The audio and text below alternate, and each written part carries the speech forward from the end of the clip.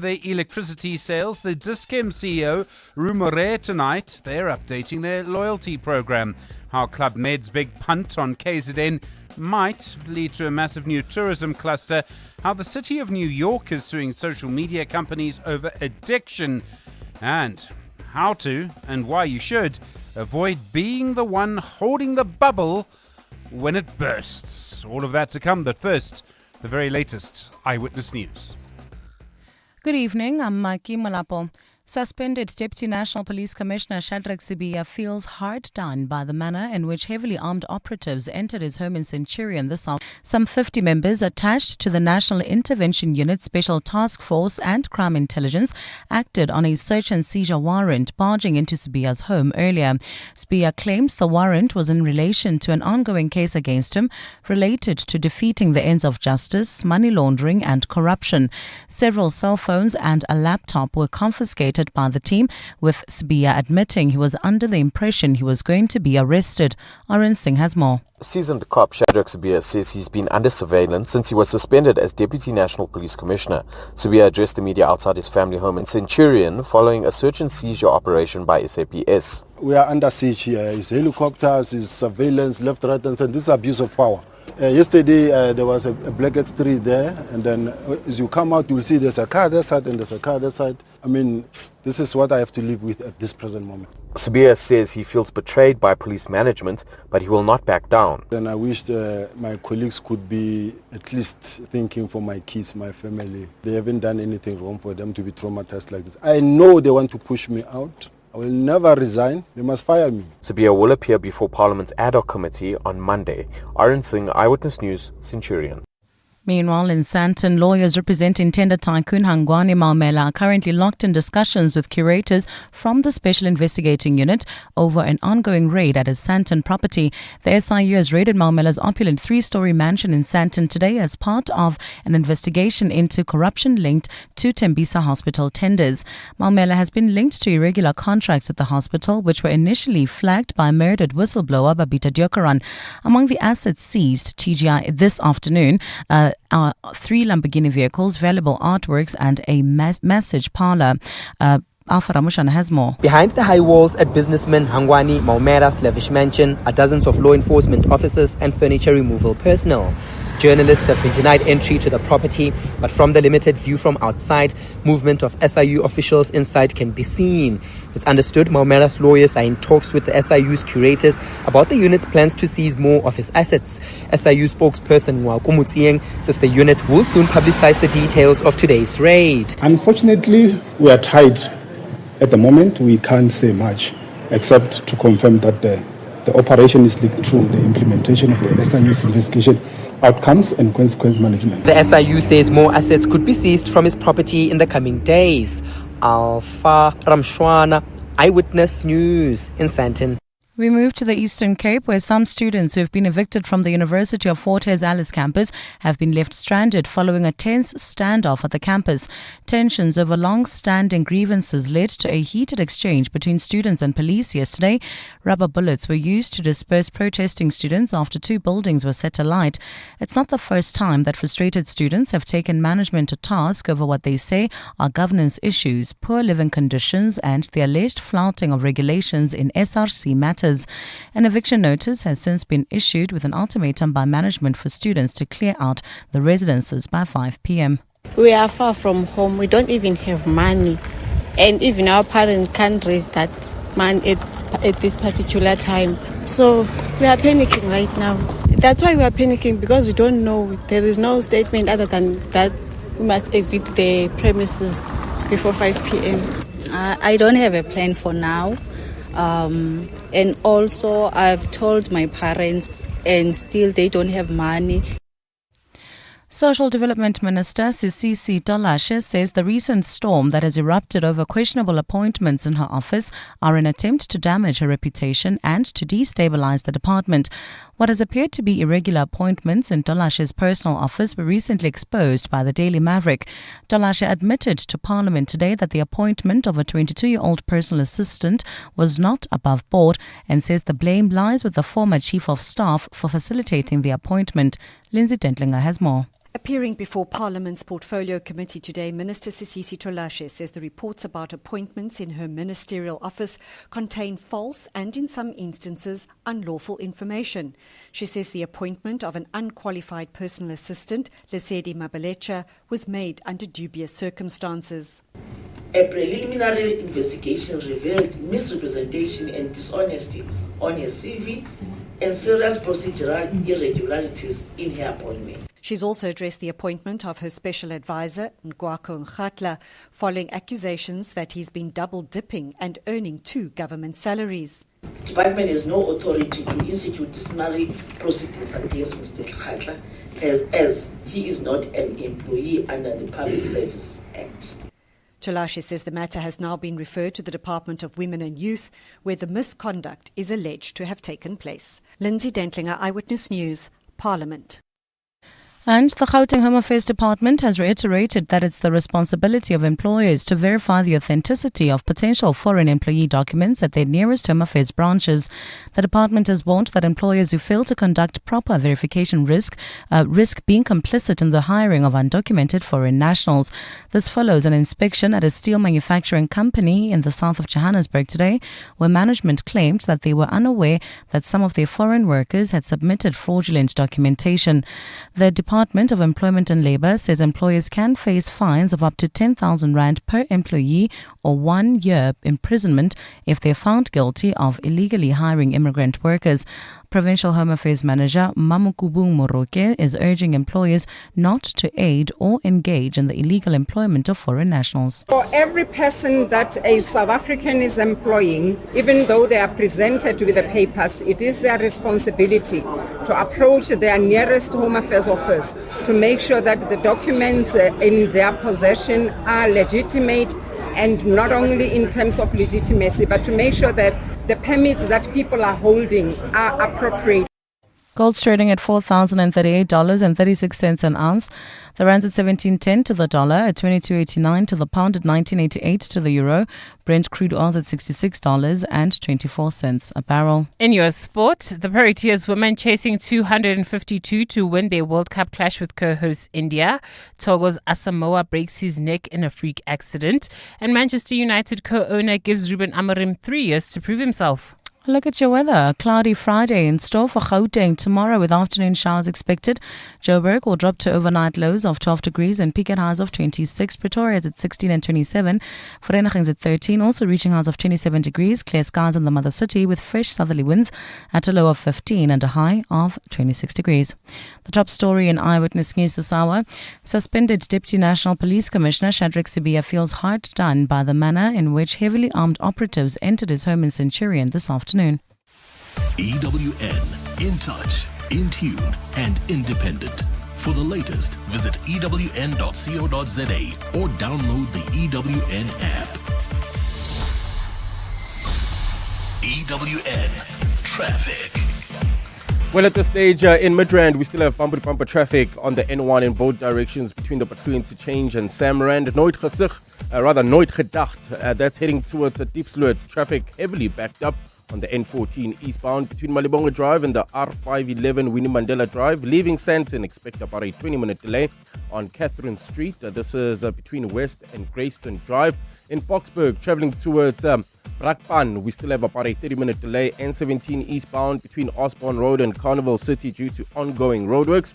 In the Mother City, slow-moving traffic. M5 southbound between Berkeley and Kenilworth. And we still have slow-moving traffic. This is on the N3 southbound between UCT and Newlands Avenue. If you come across any other traffic issues, please WhatsApp us on 072-702-1702. There's more EWN on air, online, and on the EWN app. And now, The Money Show with Stephen Grootes on 702. Let's walk the talk. The Money Show with Stephen Grootes is brought to you by ABSA Corporate and Investment Banking. ABSA is a proud lead sponsor of B20 South Africa 2025. At 10 minutes after 6, good evening. Welcome to The Money Show. I'm Stephen Grootes. Plenty to come in the next little while. One of those days where there's really been a little bit of profit taking, I think, when it comes to gold and platinum shares. people also just the usual question, of course, where is the peak? More and more, I am hearing voices. It was the Bank of England yesterday, Jamie Dimon, the CEO at JP Morgan Chase today. People just saying, I'm a little concerned. Are we heading for some sort of bubble? Is there going to be, Dimon used the word, a correction? And you just get a sense that there's a little bit of a shaking of the confidence around the sort of AI situation, particularly in the United States. Just one or two little things. Now, look, I'm no expert on this. I'm not going to tell you one way or another what's going to happen. All I can say is that I've noticed this. And it's, maybe next week we'll be onto something completely different and the confidence will be rock solid again. It's entirely possible, in fact. We'll focus on this in investment school because I think it is such an important issue. And in fact, because it's so important, we'll actually speak to David Shapiro, one of the people who, has been with us for a very, very long time. We'll speak to him and Vincent Anthony Raja about it. But just how do you know, there's the gold rush at one point. There's the sort of AI money that's just flooding in there. And then you've got these really very, very high valuations. Very difficult to kind of know where to put your money. I mean, it's always difficult, but it's a bit more difficult now than it normally is. Before that, we'll talk to the Public Investment Corporation about mining. They're putting a lot more money into early stage mining, and half of that money they're putting aside is actually going to go into South Africa. I thought that was interesting. Matthew Cruz, you know him as the energy expert at Empower. It does seem that Eskom maybe is trying to take a little bit more control over the distribution of electricity away from councils, and SELGA, the South African Local Government Association, pushing back against that. I mean, I have to say, one of SELGA's arguments is that people should be able to hold elected officials accountable when electricity doesn't work. I feel almost insulted, frankly, when SELGA says that, because you can do what you like to try and get accountability from a councillor. Nothing happens. And a councillor can't fix city power in Joburg, for example, anyway. So I'm not really sure what you expect from someone who's democratically elected. I mean, it's I think people are going to come away from that feeling a little bit aggrieved. The situation at Dis-Chem is very interesting. There's the market and the sort of science, if you like, of loyalty cards is fascinating. They've become such an important part of so many companies. Room Marias, he's the CEO at Dis-Chem Group. We'll speak to him. We've spoken to him before about their big changes coming with Dis-Chem. And then the Club Med program, the big Club Med club that's opening, the resort that's opening in northern KwaZulu-Natal. Suggestions, in fact, that we might start to see a real shift in where tourism is focused as a result of that one big investment. You know what it's like? It's like a shopping mall. If you have an anchor tenant, well, all sorts of things can change. I know you'll have a view on all of this. 011 8830 702 021 446 0567 and voice notes on 072 702 1702. The Money Show with Stephen Grootes, live on 92.7 and 106 FM, streaming on the Prime Media Plus app and DSTV channel 856. I made the point to you on Monday that the Public Investment Corporation seemed to have suspended their chief investment officer, Kabelo Rakotso, and they hadn't really explained why. And I said at the time, it might be quite dangerous to do something like that and not actually give us any information, because all it does is fuel speculation.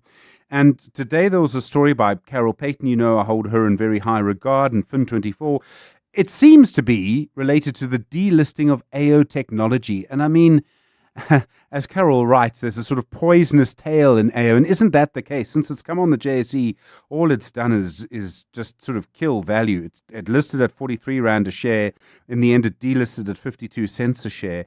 But it does seem, from her reporting, that Kabelo Rakotso did not tell the board of the PIC that he had agreed to the delisting at that share price. I don't know what you would have got for it otherwise. The point, though, really, is at some point, surely, the situation at IO we need an almost deeper investigation. I know it's been the subject, sort of a previous investigation, but it's a very, very strange story. You might have greater insight than I do. Really like to hear from you on that.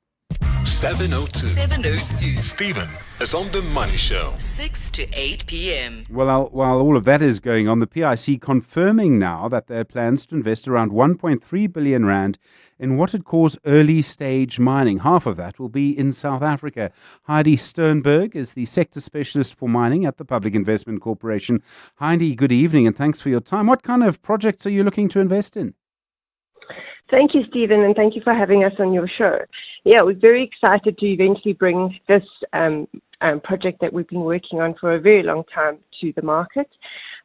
We have had allocation put aside for us for this venture from our biggest client, the Government Employees Pension Fund, and they're specifically looking to invest indirectly via a fund of funds model into mining funds that are specifically looking at focusing on South Africa as well as the rest of Africa, and then looking into commodities that are aligned to the just energy transition as well as green energy and all the things that we probably haven't explored to the full extent that could have been explored historically in South Africa, because there's been such a big focus on mining gold, coal, iron ore, manganese, diamonds, etc., etc.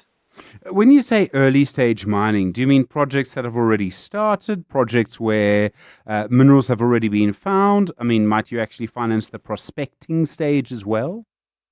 No, Stephen. So I'm sure you're well aware that the IDC, in conjunction with the Department of Mineral Resources, has got put together a 400 million rand fund, and they will be focusing on that very early stage mining. So at Mining in Java this week, they highlighted a couple of the projects that they have accepted through the application process in phase 1, and they will be looking at the very early stage. So they're going to be looking at all the data that they've got from the Council of Geoscience, which is substantial. I mean, South Africa's and the old mining houses in South Africa used to drill extensively, not just for what commodities they were mining, but across the board. So, I mean, South Africa is very well explored already. So there's a lot of data information available. So they've put out to the public that in their first phase, they were looking at a very specific suite of metals and minerals to be explored: lithium, graphite, rare earth elements, etc., etc. Talking to sort of the batteries. Then there's still a gap after that we think should be filled. So projects that are post discovery, that have boreholes drilled, that have got resources or early stage resources defined, but are not at the bankable feasibility study, which is where the banks normally come in, or the Isibaya Fund at the Public Investment Corporation can also fund after a bankable feasibility study. But before bankable feasibility study, for those projects that still need to get to that stage, that is the gap that this fund is looking to cover. Heidi, I'm sure you've noticed there's a little bit of almost a tug of war in mining. The Department of Mineral Resources says it believes the current legislation enables mining. The mining industry says regulation is holding investment back. The CEO of Anglo American, Duncan Wanblood, spoke about South Africa missing out on a generation of mines because of government regulation. As the PIC, do you have a view on whether regulation in South Africa empowers or encourages or discourages mining? We certainly think that there could be stronger legislation to attract mining investments. Countries like Canada and Australia have got good legislation in place and tax incentives in place, more specifically, which I think would be such a good route for South Africa to follow to attract the mining investments into South Africa. Stephen, after the large mining houses left South Africa, be it Goldfields, be it, Anglo Gold, the Anglo Americans of this world, they took their exploration departments and their budgets with them. So we've seen this massive decline in exploration over the last 30 years. And there's basically almost zero greenfield exploration happening in South Africa at the moment. And we really do need better policies to attract companies into South Africa, whether they are foreign country companies looking to expand in a country that is as prospective as South Africa, then so be it, but also to get local companies to be more involved, and there just isn't enough money for that. And that's why Anglo has also committed a further 600 million rand to the IDC's and the department's early stage exploration fund, which will be a great boost to the early stage exploration industry in South Africa. But we, remember, are aiming for 5% of global exploration. We're sitting at less than 1%. And for us to even get close to that 5%, we probably need in a range of 8 to 12 billion rand a year. So we really are still quite a long way off. I mean, some of what needs to happen is pretty obvious. We need an online cadastral system. We need, the sort of minerals map, things like that. Are there any particular policy changes you would make if you could, as the PIC, almost immediately? What would be the most important thing to do? I think incentives are the best way to attract capital. And I think that looking at the flow-through shares or some sort of adaptation to the 12J that we previously saw would definitely be a starting point. And then just looking at the industry, and as has been done historically, to apply for a prospecting right, some of the BE legislation around that was lowered, opening up the industry to anyone who has money and expertise in the industry to encourage them to get in. I think further looking at incentives to get people to explore in South Africa would certainly be the best way to go. Heidi Sternberg, thanks very much indeed. Really do appreciate the time. A sector specialist for mining at the Public Investment Corporation. Well, you might well have a view on what you would change in the mining industry, or whether, in fact, you would change nothing. I was reminded of a voice note we had last night asking why is it that so few people have been investing in South Africa and in South African mining. Certainly the industry says it's all about regulation. The ministry, obviously, and the minister, Gwede Mantashe, will have a very different view. I'm more interested in yours. Voice notes tonight on 072 702 1702. 22 after 6. 702. Stephen is on X. At Stephen Grootes. The SA Local Government Association seems to be objecting to a new plan that might see some of the distribution of electricity directly to you being managed more by Eskom than by the council where you actually live. Matthew Cruz is an energy expert at Empower. Matthew, good evening. So at the moment, most people are either an Eskom customer or a council customer. If you're a council customer, councils have actually funded themselves through the on-selling of electricity. How would that change under what Eskom is proposing? I mean, it looks like they want a bigger role here. Yes, that's correct. Thank you very much, sir. Hello to your listeners. So what's taking place now is this is the action that Eskom is taking with the municipalities and the councils that have not been paying them money for the electricity that's being distributed to those councils and those municipalities. And this is a step that Eskom is taking. Instead of taking the drastic measure of just stopping all electricity going to that council or municipality, they're coming in with this distribution agency agreement and saying we'll take over the ownership of the distribution network, the electricity lines in your municipality, and we will then also take over the collection of the revenue from your municipality to pay down your debt. And SALGA's objecting against this on a number of grounds, because they're saying that, first of all, this right of distributing electricity locally is a constitutional right for the municipalities, and it assists with their revenue collection for then addressing other developmental issues within the municipality, because typically the revenue connected from electricity represents about 50 to 80% of the total revenue for municipality. So SALGA is saying that there needs to be, they kind of have 3 points that they were talking to, saying that if you take away the distribution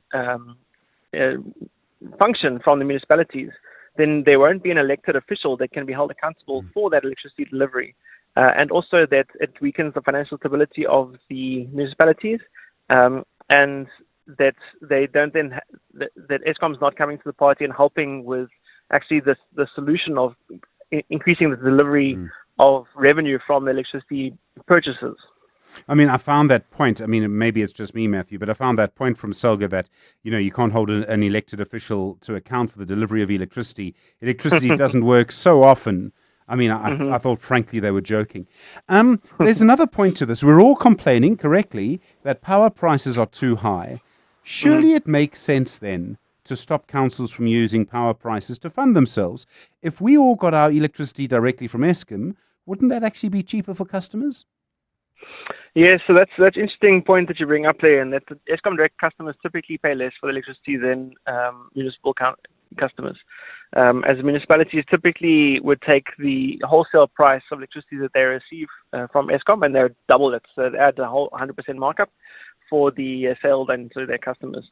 And they would do this for the reason of maintaining their electricity infrastructure. So those are the substations that you hear about blowing up the whole time because they haven't been maintained for the last 15 years, and also the cables that also haven't been maintained for the last 15 years.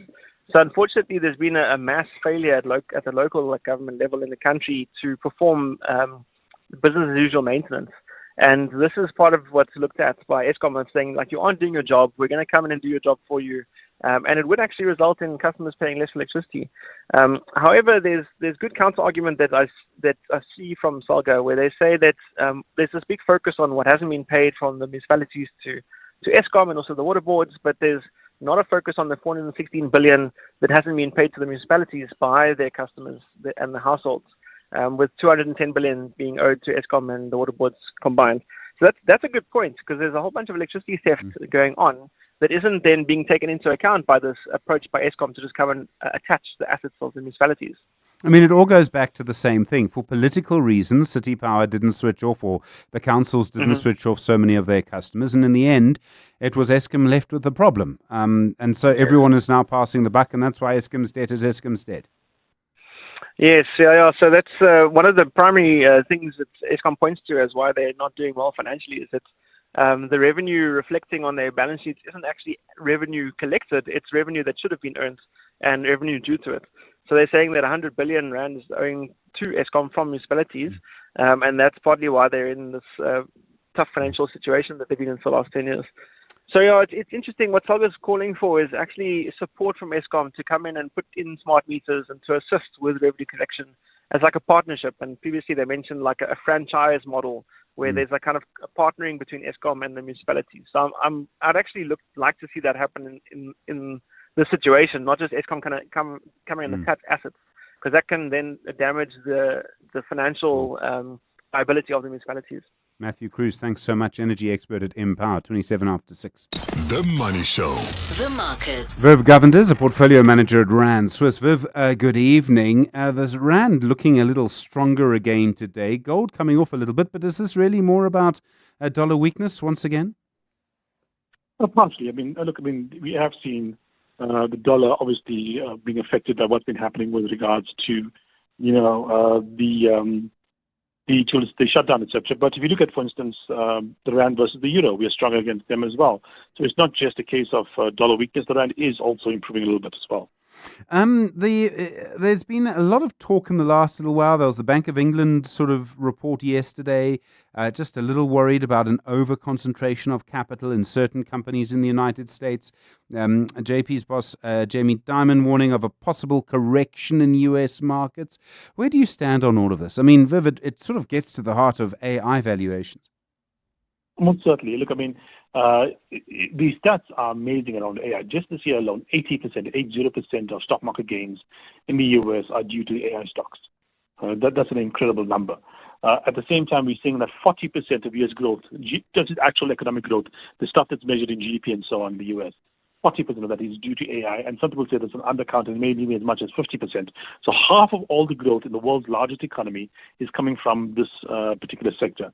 Now, AI could very well be something as big, if not bigger, than the internet. But remember, the internet also had a dot-com bust in the early 2000s. So that's also something we're concerned about. I mean, look, Amazon, for instance, fell like 90+% when that crash happened. And, obviously it's gone up significantly thereafter because it was a viable company.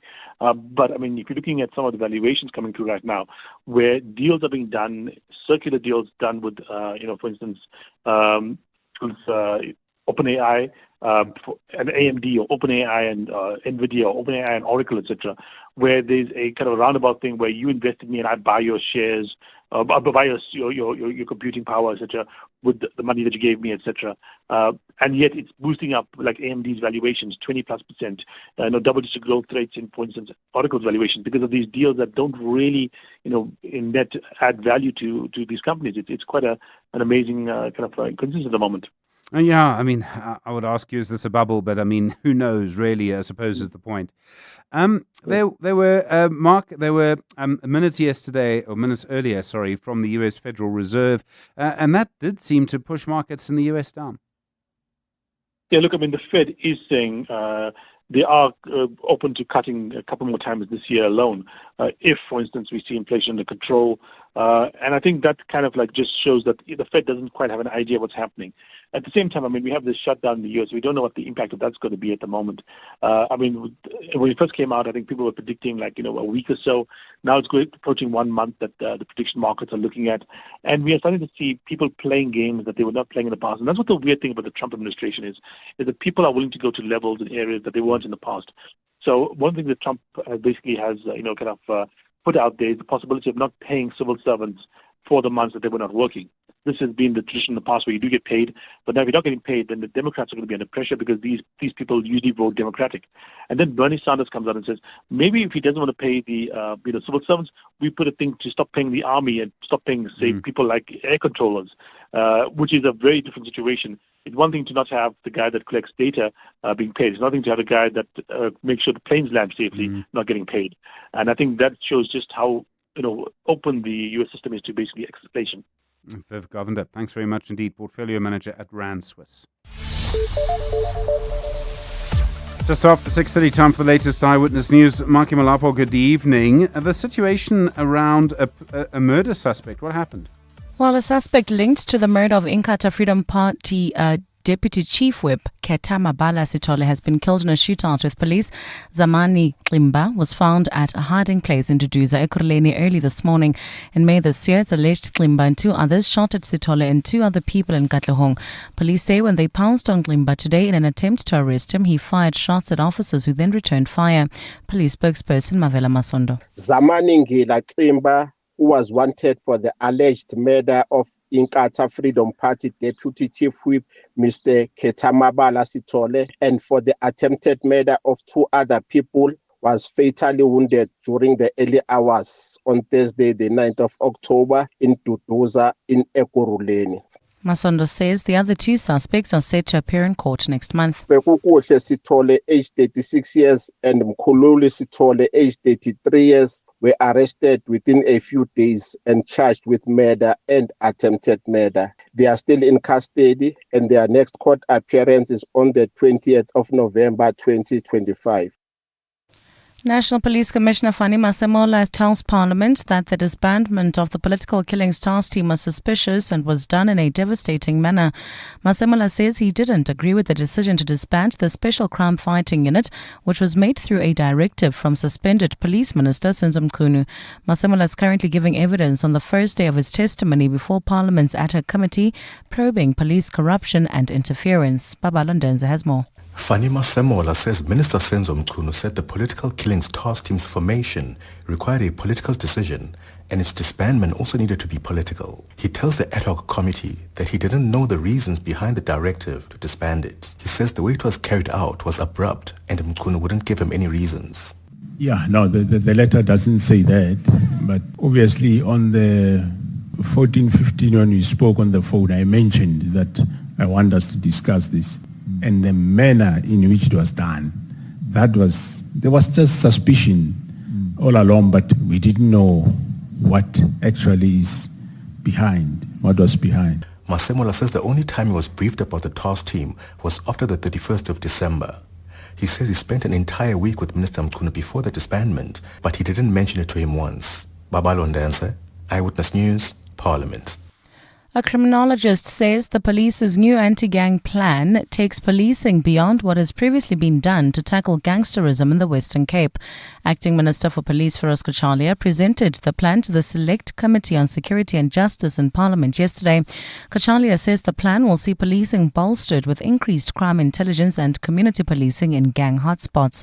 Carlo Peterson has more. Criminologist Guy Lamb says SAPS's new plan to tackle gang violence demonstrates better cooperation between provincial and national government. However, Lamb says the plan fails to take into account the threat gangsters pose to whistleblowers. One of the big problems in terms of combating and dealing with gang-related violence is that because gangs use violence, they can threaten community members and residents who may be inclined to report gang activity to the police. Lamb says government's integrated crime and violence prevention strategy, which looks at socio-economic factors, should work in conjunction with the anti-gang plan to get to the root of gangsterism. Carlo Peterson, Eyewitness News. A look at your weather. A cloudy Friday in store for Gauteng tomorrow with afternoon showers expected. Temperatures will drop to overnight lows between 12 and 16 degrees and peak at highs of 26 and 27 degrees. Clear skies in Cape Town with fresh southerly winds at a low of 15 and a high of 26 degrees. The top story in Eyewitness News. A suspect linked to the murder of Inkatha Freedom Party Deputy Chief Whip Ketamabala Sithole has been killed in a shootout with police. EWN Traffic. In Pavilion Sport, Pretoria, at this hour, you can expect about a 30-minute delay on Sefako Mahato Drive between Camille Fontaine Road and Moloto Road. Also in Boksburg, roadwork still causing about a 30-minute delay. That's if you're heading towards Brakpan. N17 eastbound between Osborne Road and Carnival City. There's also bumper-to-bumper traffic that's driving through Alex, heading towards Germiston. N3 southbound between the Bacloons Change and Van Buren. In Nooit Gedacht, there's still slow-moving traffic heading towards Diepsloot. There's slow-moving traffic in Nooit Gedacht on the N14 in both directions. This is between the R511 Winnie Mandela Drive and Malibongo Drive, while in the Mother City, slow-moving traffic M5 southbound approaching Pinelands. Also bumper-to-bumper traffic N2 outbound between Marlborough Main and Airport Approach. If you come across any other traffic issues, please WhatsApp us on 072-702-1702. There's more EWN on air, online, and on the EWN app. Beyond every boardroom is a story waiting to be written. A story of a business and its potential, of a community that thrives, a hospital that serves, and energy that powers millions of dreams. It's a story that only gets better with a partner that has the expertise and solutions to make it a reality. At ABSA CIB, we are invested in your story, and we invite you to write it with us, because your story matters. ABSA, an authorized FSP and registered credit provider. One degree defines you as a master of business, the MBA. The life-changing Gibbs MBA empowers you to lead an organization or start your own business within the dynamic African context. Choose from 90 electives and 8 focus areas: general management, entrepreneurship, consulting, manufacturing, digital, humane leadership, healthcare, and climate leadership. For our next information session, go to gibbs.co.za/MBA. Gibbs is a Triple Crown internationally accredited business school in Ilovo, Sandton. Huawei Watch GT6 Series, 2025's must-have smartwatch. Introducing the King of Power. Up to 21 days of unstoppable battery life in a sleek titanium and ceramic design that's as strong as it's stylish. The Trackmaster with 24/7 heart rate tracking, sleep monitoring, advanced health management, and the world's first cycling virtual power feature. Fully compatible with both iOS and Android. Get yours now from just 169 Rand a month over 36 months or 4,999 Rand at selected retailers. T's and C's apply. Last orders coming through during your drive home or at midnight. Your customers check out whenever, wherever. With seamless payment integration and over 18 ways to get paid, PayFast by Network is built to keep up. And when it's time to grow, funding with Easy Advance helps you take the next step. Always open for late nights, for early starts, for you. Sign up today at payfast.io.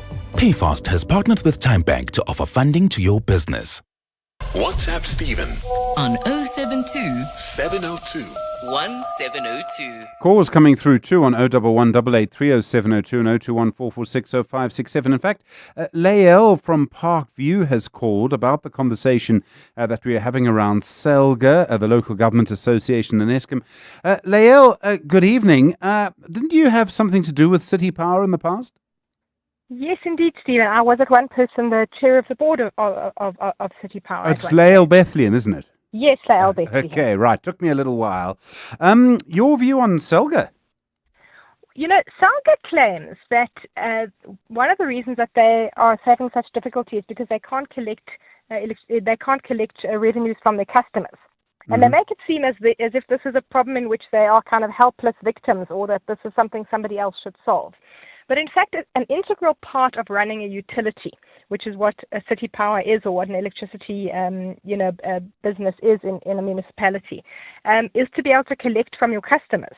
That is an integral part of the skill of running a utility, just as the sort of technical side of running the wires is also an integral part of the skill. But you must be able to collect. And it's not as if they don't have, means to collect. I mean, they can cut off customers, but also they can switch to prepaid. And it always amazes me that there hasn't been a more wholesale switch to prepaid in South Africa, because then you don't have to sell electricity on credit. I mean, Lael, if I recall, I think I remember reading a piece you wrote about this in Business Day, years ago, that basically all of Joburg should be prepaid.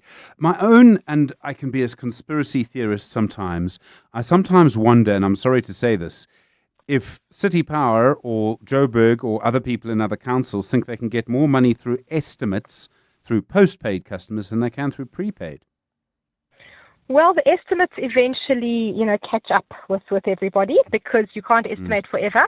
It is also true that they put on then all sorts of additional fixed charges, which are more difficult than, to do if you're doing prepaid. But as you've seen, they have now brought in, I think it's a 400 Rand a month surcharge for prepaid customers, which is to make up for the fact that you can't then levy these fixed charges. And obviously for your large consumers, you won't go to prepaid. But for households, I don't see why you shouldn't. It is true that people find ways to breach these meters.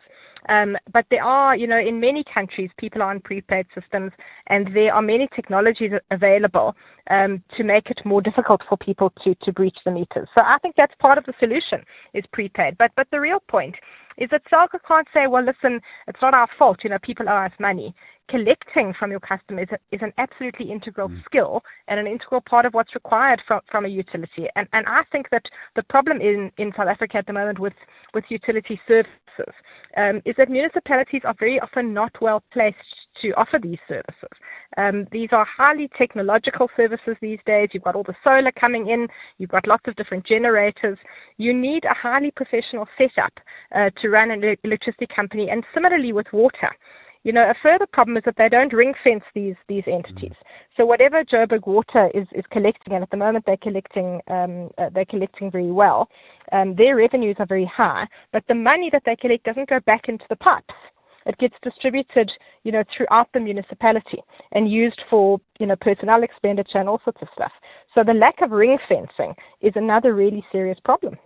Lael Bethlehem, it's great to hear from you. I'm very aware of your contribution to the city over the years. Thank you very much indeed for calling in. Thank you, Stephen. Lael, former chair of City Power, calling us there from Parkview. It's fascinating, actually, because the point that Lael makes about prepaid, I have to say, I'm kind of fully with her. I just don't get the idea of not paying in advance. I understand why some communities are angry with that to an extent, but surely it's the way forward. Your views, 011 8830702 and 02144605667, 17 minutes to 7.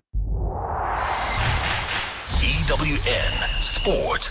Tole Kele, I know your views about paying for electricity. The Proteas women.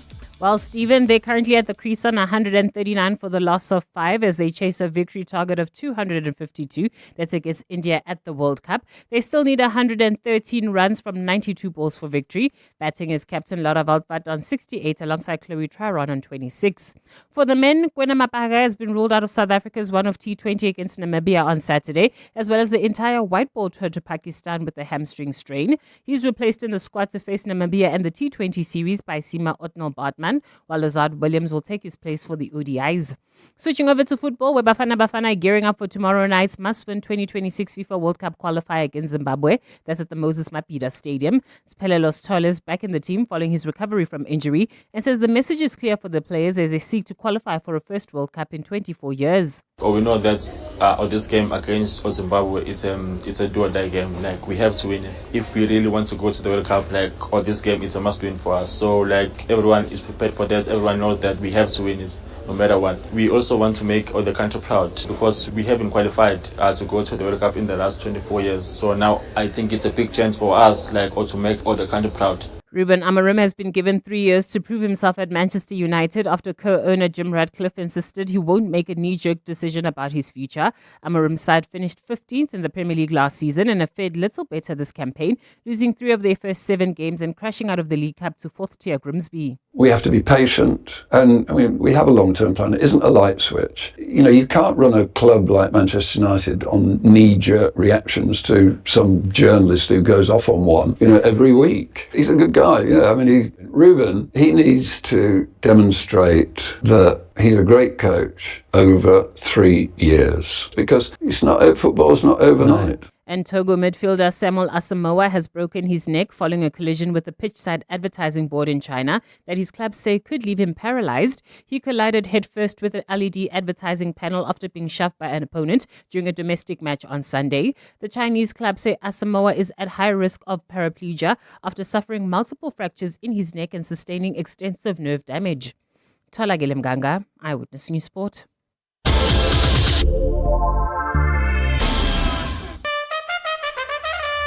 This ad just got your attention. Imagine what Prime Media could do for your business. As South Africa's leading media company, Prime Media connects you to the best audiences across radio, digital audio, video, and display. And now, at the Prime Impact Sales Event, you can experience it firsthand. Happening in Joburg, 3 to 7 November, and Cape Town, 10 to 13 November. Register and get a free demo commercial. Plus, a custom campaign and access to an exclusive annual partnership. Seats are limited. Register today at primeimpact.co.za. Your coffee cup doesn't just disappear when you chuck it. Since most cups are lined with plastic, they stick around for centuries. Biopack makes South Africa's first locally manufactured home compostable cups and food cartons that break down naturally in just weeks.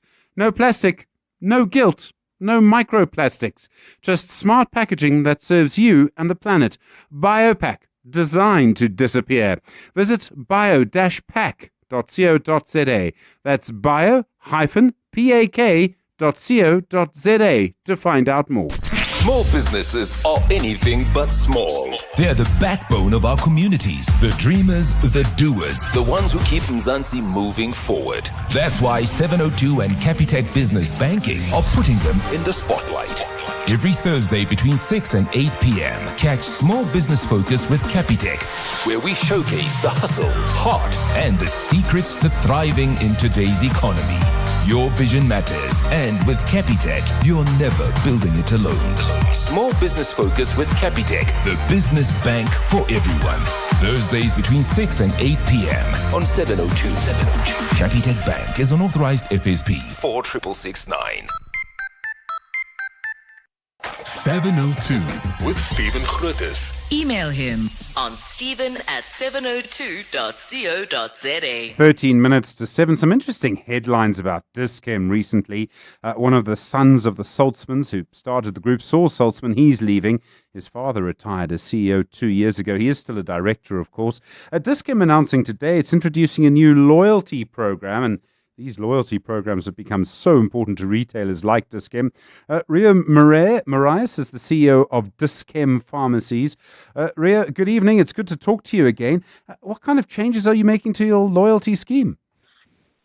Hi, Stephen. Yes, thanks for having me. I mean, it's a very exciting time for us at the moment. I think we've spoken openly and a lot about how we're moving from a pharmacy retailer to an integrated healthcare provider. And I think at the center of the evolution lies the way that we think about rewards. I mean, you touched on it. It's become super important to retailers, but really it's a mechanism to provide value back to consumers. And certainly from our perspective, a mechanism to encourage people to participate and invest in their healthcare by providing real, tangible value at our tills. Was the old scheme not working? Was there pressure to make a change for some reason?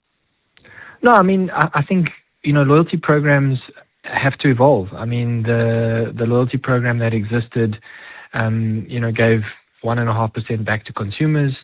It did the job of creating loyalty together with our brand. But as we think and as context and as the environment changes, you need to evolve. And I think this new reward program that we're launching, Better Rewards, it's much, much deeper in value.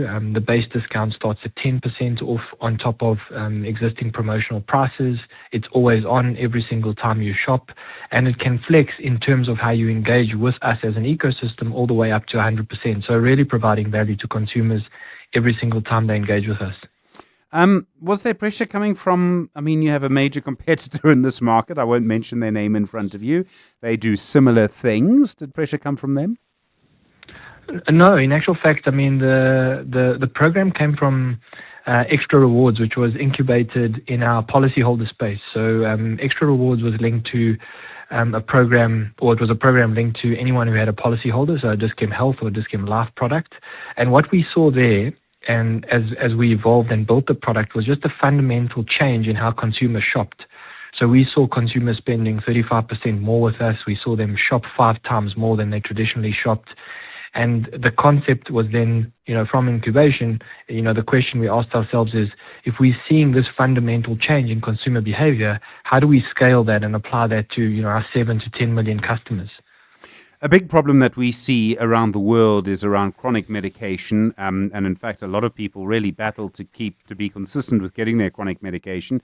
You're actually focusing on that to an extent as part of this program. So we are. We think that healthcare differentiates us as a brand, which seems obvious, but people typically think about us as a retailer, and we think about ourselves as an integrated healthcare provider. And one of our responsibilities is, how do we improve the healthcare of South Africa? Now, a concept like a reward is very well understood by a South African consumer. When you reward someone, that concept's understood. And if you can use that conceptual benefit to drive certain health benefits or encourage certain health actions, you not only do well for the consumer from a healthcare perspective, but you achieve the objectives of our brand. And the pharmacy boost, which is what you're making reference to, provides an additional 5% on the 10% base if you engage with us in the pharmacy. In no way does it discount medicine, but it encourages a much cheaper price point on 140 of South Africa's most trusted brands, 10,000 products. So it encourages your ability to engage with us, and in doing that, taking your chronic medication, which improves your health outcomes and your life. Roy, you've told us in the past about your relationship with Ivan Saltzman, how you ended up becoming the CEO. The decision by his son Saul to leave the group, I don't know if it was difficult at all to have a son of the founding family reporting to you, but let me put it like this, does his departure make your life a little easier for you, anything like that? No, the transition from Ivan to myself has been a relatively smooth transition. Of course, if everyone is honest with everyone else, that brand was born out of Ivan and Lynette, and there's a fundamental difference to building a brand as there is to leading a brand. I think, as we experience that transition, it's real acknowledgement and real leadership when someone sees the brand potential and allows another individual outside of their family structure to run it. And I think I've always had a huge amount of respect for the decision that Ivan made, and we've always worked very well, myself and Ivan and Saul. I think Saul left the business to pursue personal ambitions outside of pharmacy retail. His contribution was immense in the 19 years that he was at the business. And as a business, we thank him and we wish him well, and he still remains on the board as a non-exec, representing the interest of the family in the direction of the brand. And I think it's just an exciting time for the business. Lots of change, but change is what builds momentum. Momentum is what creates value. Roy Marias, thanks very much indeed. The CEO of Dis-Chem Pharmacies. Do appreciate the time. 7 minutes to 7. 702 and corporates that care with Investec are talking about Investec's flagship education initiative, ProMaths, in partnership with Kutlwanong Maths, Science and Technology Center. It's started 20 years ago in Dobsonville on a pilot program with 105 pupils. Fast forward to 2025, 28,000 learners have been through the program, and we believe that the impact that this has had has been something beyond numbers, something beyond science. It's about people, purpose, and hope.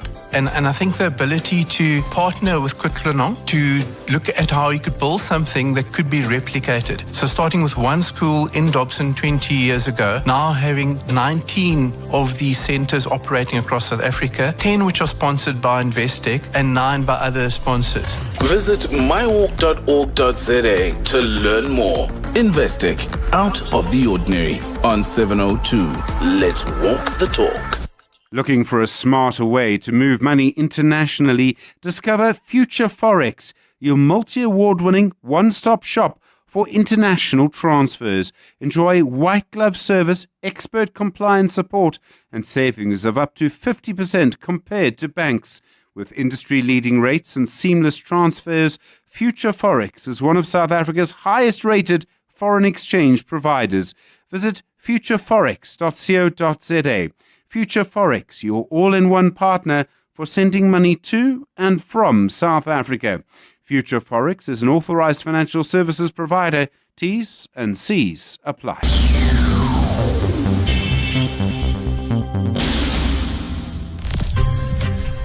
The Money Show with Stephen Grootes is brought to you by Absa Corporate and Investment Banking. Absa is a proud lead sponsor of B20 South Africa 2025. 5 minutes to 7. I'm sure you've seen the advertising around the new Club Med complex that's going up in northern KZN. Some suggestions that, in fact, it could be the start of really another tourism hub. Anna Watkinson is the head of global finance for coastal regions for ABSA CIB.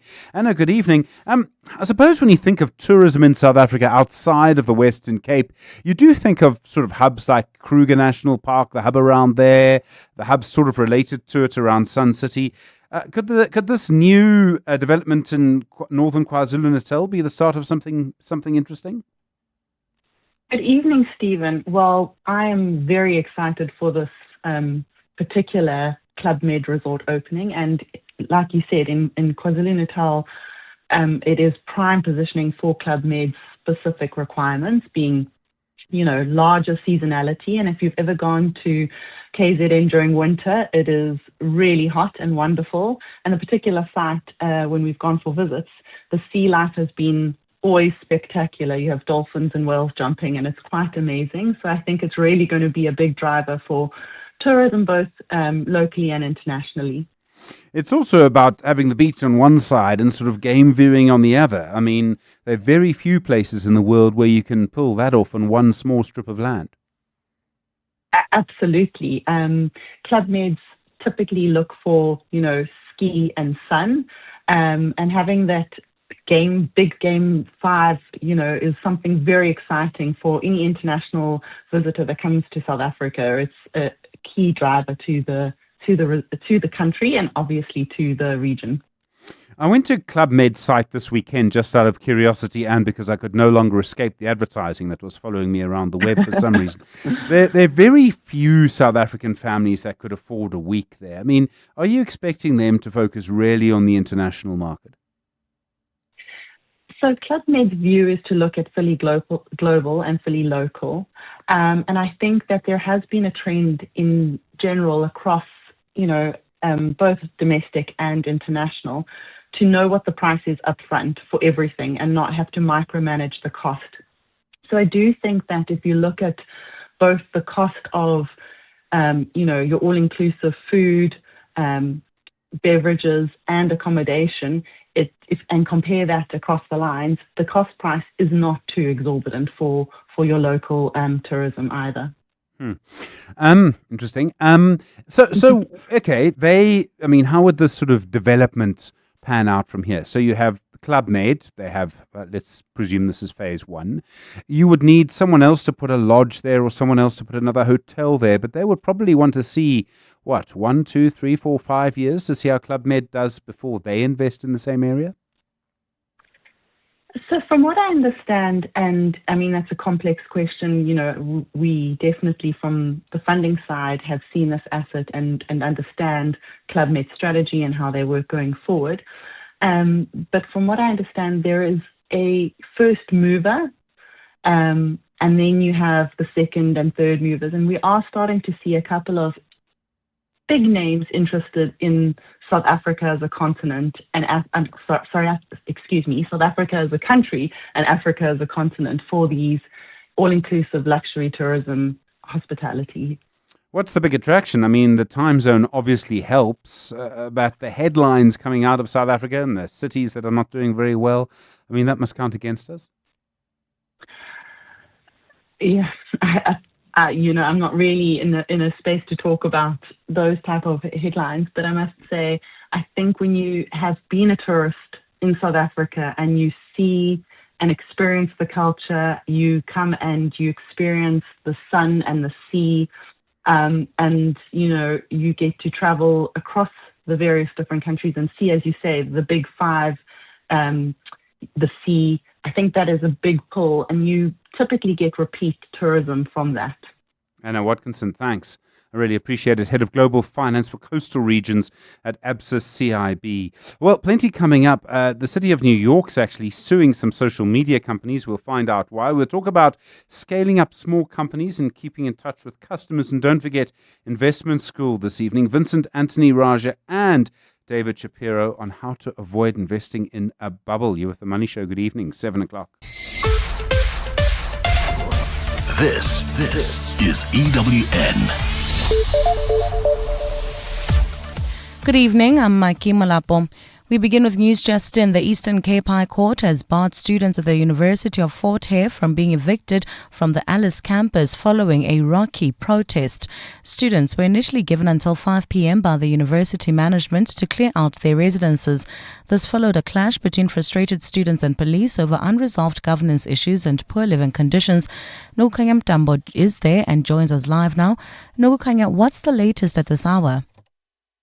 Yeah, Maki, it's quite the turnaround from what we saw earlier in the day and what we anticipated would happen just 2 hours ago. At exactly 5 p.m., quite on time, at least 6 police Inyalas made their way onto the premises here at the main campus after spending almost the entire day on the perimeters of the campus.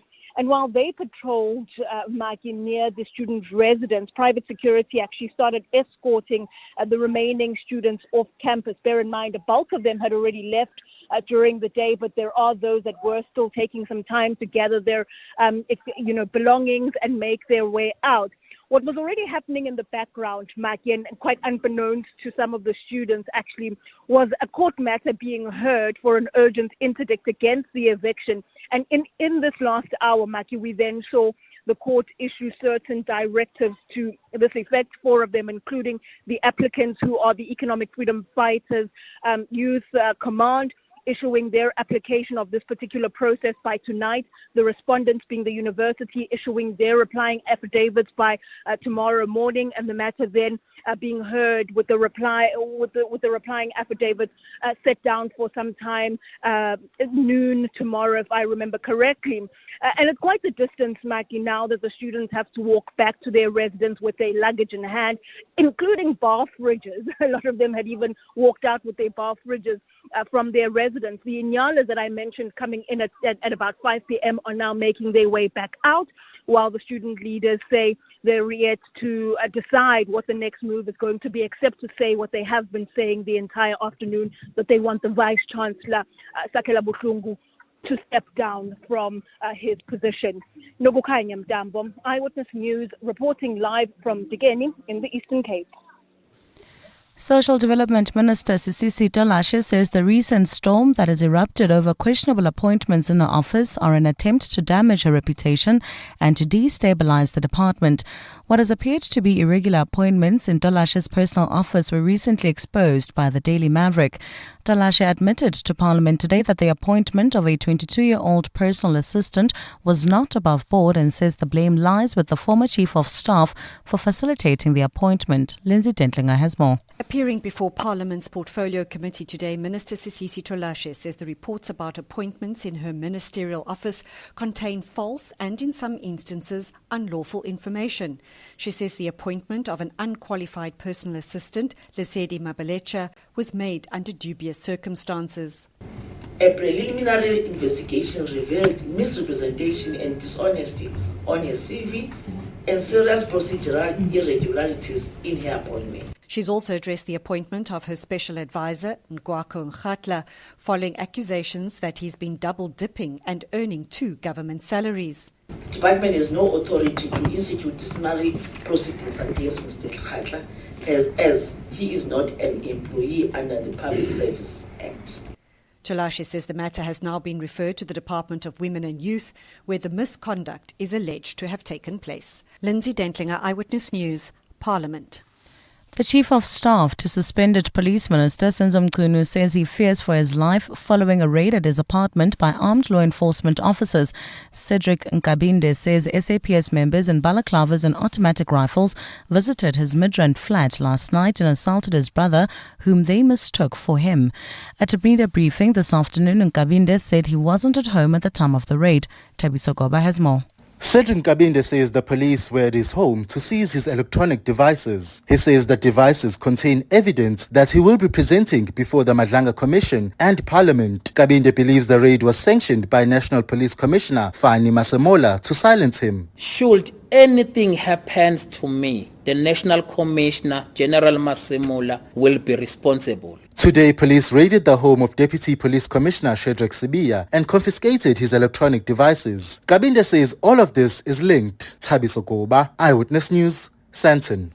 The Western Cape High Court has dismissed Taxi Association Codeta's urgent application to interdict the closure of certain routes and ranks from Mfuleni and Khayelitsha to Somerset West. A 30-day shutdown has been in place for 3 weeks and was announced following fatal conflict between Kata and Codeta. Mobility MEC Isaac Seleku. We welcome the Western Cape High Court's decision to dismiss Codeta's interdict and uphold the invocation of Section 91. This judgment reaffirms that our actions are guided by the law and the protection of lives. Joburg water officials have been a no-show this afternoon at a planned meeting with community leaders from Westbury and Coronationville to engage on updates regarding solutions to their water woes. Officials from Mayor Dada Morero's office who honoured the meeting have not given reasons why they arrived without representatives from the water utility as promised.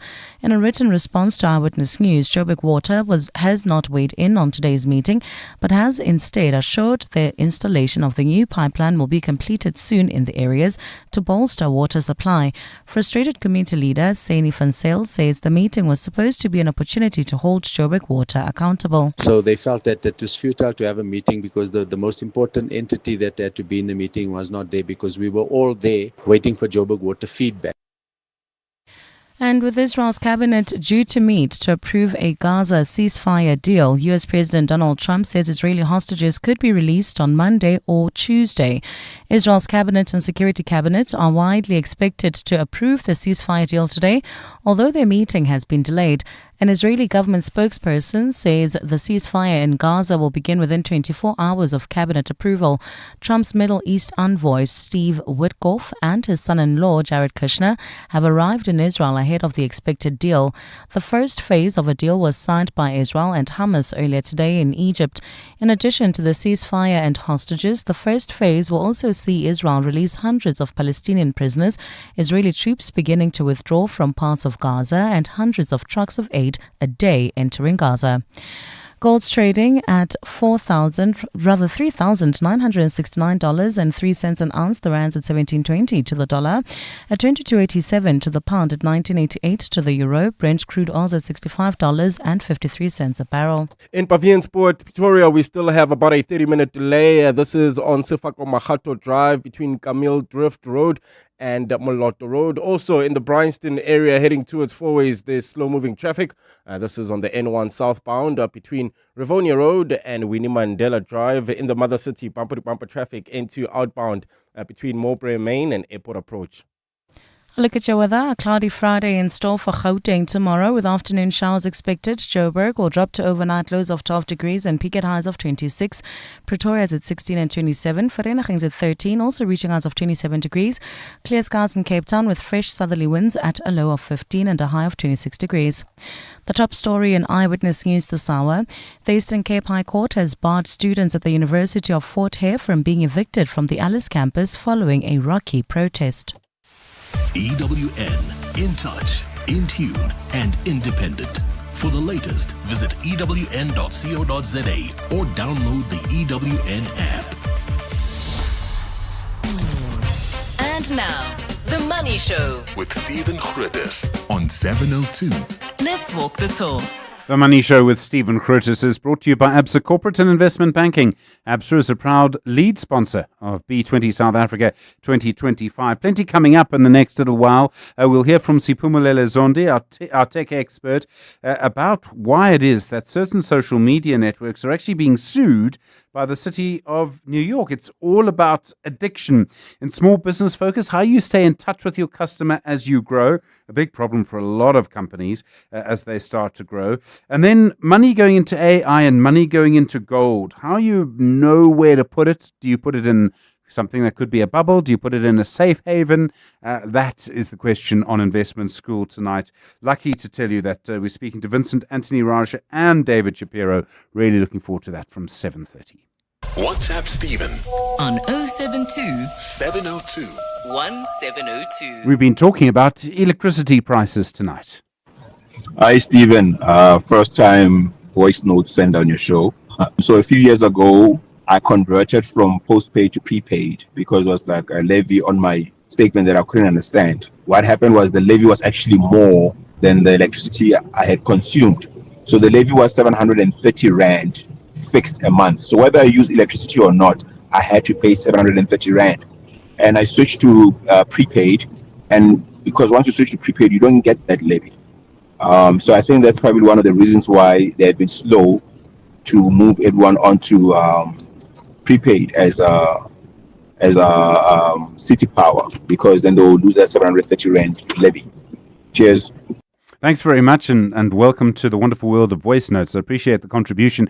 I've never understood, and I think Lael Bethlehem, who phoned us earlier, former chair of City Power, is correct. Just put the whole city on prepaid. What's wrong with paying for something before you use it? So long as it lasts, so long as you're getting value for money, and almost everything else you pay for it before you use it. I mean, if you pay for the chocolate before you eat it, I don't really see why it should be any different for electricity. I get the issue around managing it and all the rest, but surely that is what we should be doing. 11 after 7. The Money Show, Tech Thursday. Well, New York City says social media companies are fueling addiction. As a result, they're suing them. Siphumelele Zondi is our tech expert. Siphumelele, good evening. Who's actually being sued? I mean, my understanding of addiction, maybe social media, maybe, but it's quite an interesting case. Hello, Stephen, and welcome to Thursday. Missed talking to you. And so it's actually all social media companies. They've gone after the big ones, TikTok, Meta. They've even gone after Google, right? Alphabet. And so they're suing almost all of them, and they're saying that they are fueling social media addiction. And I suppose it's more than just New York, but this is the city of New York, so they're worried mostly about New Yorkers. What do they want? I mean, I presume they want money. But I mean, it's quite a tenuous thing to say, I am a city and therefore I'm representing all of the people in my city and therefore I'm suing you. Well, that's quite interesting as well, because that's actually exactly it. It's the money that they're asking for. But at the same time, when you think about issues of addiction, you would think that they would be asking them to change their methods and to change the way they work and the way they're consumed. And if they're worried about addiction as well, you'd think that they would say, well, maybe change your algorithm there a little bit so it doesn't keep teenagers on for as long as it usually does. But they've said they're suing, so it's money that they're looking for. What this will do, I'm hoping, is kick up a big debate around whether social media is in fact addictive. And I mean, I've sat and looked at someone flicking from video to video. I've caught myself doing it, and it's just you don't feel better. You don't. I mean, unless unless you're watching New Zealanders after the Boks have beaten them, there's really nothing that actually. You don't come away getting anything from it. It's just it's like nonsense. But you need hard evidence to win a lawsuit, even in the United States, I presume. So there'll be a huge argument over this. Well, the debate has already started. I mean, there has been a worry that people keep on scrolling and they lose a lot of time from doing other things because they're just scrolling and looking at. So what the algorithm actually does in this case is to figure out what Stephen could be interested in, what Stephen's friends may be, and these days they even figure out who's in your contact book, because sometimes they would say that, well, this person is from your contact book, this especially TikTok, and maybe you might be interested in looking at what they also look at, or follow them as well, so you can see what they're looking at. So it's almost as if it's designed to keep you within your network, and for you to constantly look at what your network is looking at, or your network is posting, and if there are like-minded people in the real world, then I guess it assumes that there would be like-minded people on social media as well, and you then keep on just end up in this like a dark hole of spending hours and hours on these social media platforms. I mean, some of the social media platforms I expect to lie to me. I'm afraid to say Meta is one, X is another. Why is Google involved in this? I mean, are they really running a social media network? They have said that they're not a social media network, and they've asked exactly that same question, but they do own YouTube, and YouTube in a way behaves like the other social media networks, especially when it comes to posting of videos, and how they also now are doing the short video content that you on social media networks, and therefore and also the videos that they are sharing or that they are showing to their users use the same method that social media networks use. They figure out, oh, you've looked at this, therefore you must be interested in that, therefore you must be interested in that. So they also are trying to mimic how social media networks work. But Google has said that, well, why are we involved in all of this? But when you look at YouTube and how YouTube has been trying to metamorphosize, you can say that they are trying to behave like social media networks.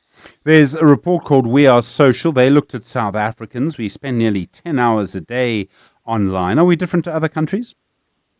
Oh, we are way worse than many other countries. It's actually been quite shocking that South Africans, but it's not the first time that this has come up, because there are other reports that have supported this research that says South Africans spend a lot more time than most other countries. I think one report said we are number 2 in the world, but that 9-hour, 10-hour mark has come up repeatedly when it comes to South Africans and the amount of time they spend either online or on social media.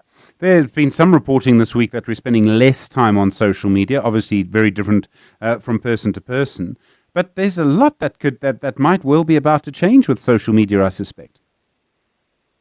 Well, it also depends on what people are doing on social media, because the worry is that the previous reports have said that gambling is what, I think you and I have spoken about that.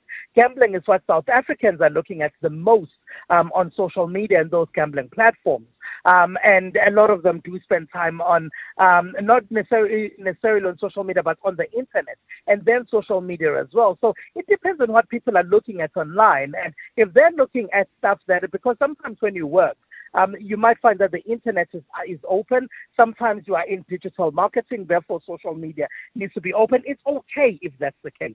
But if that's not what you're looking at, if you're just scrolling, then that's problematic. Siphumelele, good to talk again. Thank you. Siphumelele Zondi, of course, is our tech expert. 17 minutes after 7.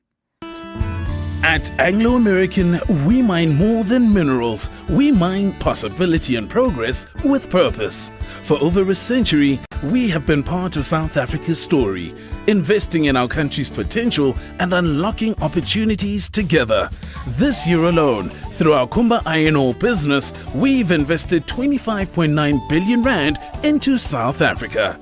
This includes infrastructure development, education and healthcare, community upliftment, and more. Follow us on our social media channels, Anglo American South Africa, and join the conversation. Anglo American, mining potential, building beyond. When it comes to protecting your workforce, trust the workwear brand that has been protecting workers for over 150 years, Sweetall. Sweetall has overalls and uniform solutions for every industry, so your team is safe, comfortable, and ready to tackle any challenge. Visit our new Boksburg showroom, shop A1 Atlas Road, Westwood, Boksburg, or go to sweetall.com today. Sweetall, we never let you down. Superior protective workwear since 1871. Your office is more than just a place to work. It's a reflection of your success. At Desk and Chair, we help you elevate your workspace with locally manufactured desks and a wide range of chairs to suit your style and budget. Our expert consultants are with you every step of the way, from planning to delivery and assembly. Visit our showroom in Midrand or shop online at deskandchair.co.za. Desk and Chair. Think, feel, work better. The stage, the lights, the crowd, everything's perfect until suddenly someone slips on the dance floor. A speaker lands in the buffet. In an instant, your masterpiece is a mess. That's why Auto & General is there with Events Liability Insurance. We handle the unexpected so you don't have to. Plan the party, wow the guests, leave the rest to us. For more information on Events Liability Insurance, visit autogen.co.za. Auto & General, never not there. Auto & General is a licensed non-life insurer and FSP. T's and C's online. The Money Show. Small Business Focus. Small Business Focus is brought to you by Capitec. Start up or scale up with Capitec, the business bank for everyone. Well, when a smaller firm starts to scale up, sometimes there's a risk that they'll leave their customers behind. You know, a small business often starts in a particular community, sometimes with a few customers, a particular group of people. As you get bigger, suddenly you're not spending so much time with those customers anymore, and you just don't know them anymore. Liesel Jonkate is the director and founder of the Consumer Psychology Lab. Liesel, good evening. I really do appreciate the time. Thanks very much indeed for coming on. Is this the kind of problem many companies can have when they scale up? Good evening, Stephen. Thank you. Yes, I really believe that it's a real problem, because when you're an entrepreneur and you start a small business, a lot of effort goes into being a jack of all trades. You become the sales director, the marketing director, and a lot of attention, your attention is scattered. But as you start growing, I think the attention to the customers that you actually need starts to dwindle because of all the pressure. And I mean, obviously that means you're spending less time with them. You're doing a lot more stuff probably in the office than you are with the customer. I think so. You were saying you think so? Sorry, I just lost your connection there. Yes, I think so. If you imagine a business where you run every dimension of the business yourself, you know, the customer, once you start selling, you think you're on. And I think that is why a lot of small businesses struggle to keep the focus on all the areas that matter. I mean, a big part of it is customers. You just run out of time to check with them and to check in with them, I mean. Are there particular sort of measures you can take, particular things you can do to make sure that doesn't happen? Well, from our perspective, I think the biggest challenge is to have that mindset and focus that you do need to engage with your customers, whether that's being on the floor or being very engaged with the feedback that you get, especially when you think about complaints. To be involved in that would give you a really good sense of the pain points or frustrations that your customers have. And I guess the closer you can get, obviously, if you can be physically involved, it's very important. But unfortunately, a lot of small business tend to follow the big business direction and wanting to go into a survey to try and short circuit getting information from customers. The first, if it were me, if I were an entrepreneur running a business and I was beginning to worry a little bit about this, I would probably start by putting out some kind of survey, try and get a sense from customers how they're feeling. Would that work? Well, in the absence of anything else, of course, it'll help a small business to get a sense of what's going on. But the problem with surveys, and especially with small business, is there's a far closer relationship. So people tend to not be as honest. And traditionally with surveys, if you just think about surveys you personally complete, there's no traction. People know that companies want it for their own benefit, not necessarily for the consumer themselves. And they're not always honest. So you get a superficial sense of what's going on and what are the friction points and pain points of customers, but you don't really have insight. You get an idea of it. And because people tend to feel a sense of reciprocity to a small business, they would probably be a lot kinder and not necessarily want to rock the boat or damage the relationship. What's the cost of getting this wrong? Do you just lose business? Is it that simple? You lose the business of people who were with you when you started? I think that's the most obvious challenge, but I also think that people disappear. They just walk away. You don't even know it. And I think that's the biggest risk. If you know, let's say you have cancellations, you can still, or you have people coming back with products with defects or queries, you can still remedy that. But South Africans tend to walk with their feet. So if they don't get a response from a company, then they just disappear. They go to the competitor. And I think that's the biggest risk for small businesses is that you don't know it. If you take your own experience as a consumer, how often have you just felt uncomfortable or something wasn't quite right and you just didn't go back?